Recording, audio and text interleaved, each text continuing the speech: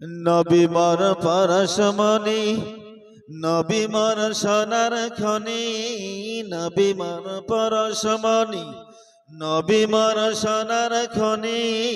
নবী নাম জপে যেজন সেই তো দোজাহানের ধনী।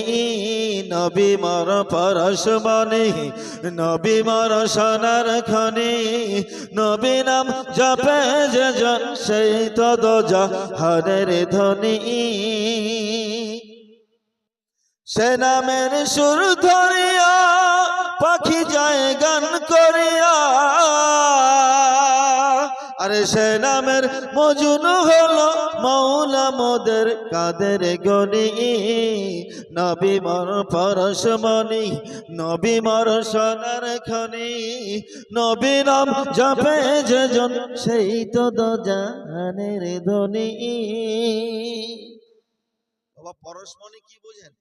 পরশমণি এমন একটা জিনিস, ওই পরশমণির সঙ্গে এই লোহাটারও যদি সম্পর্ক হয়ে যায় তো লোহাটা লোহা আর থাকবে না, সে সোনায় পরিণত হয়ে যাবে। বাবা তাই তিনি বলছেন নবী এমন পরশমণি, গুনাহগার যদি থাকে, বিশ্বের সব চাইতে বড় গুনাহগার যদি থাকে, নবী মুস্তাফার চরণ যুগলে একবার এসে যারা দেখেছে, যেমন তৎকালীন ওই যুগের হযরত ওমর ফারুক রাদিয়াল্লাহু তাআলা।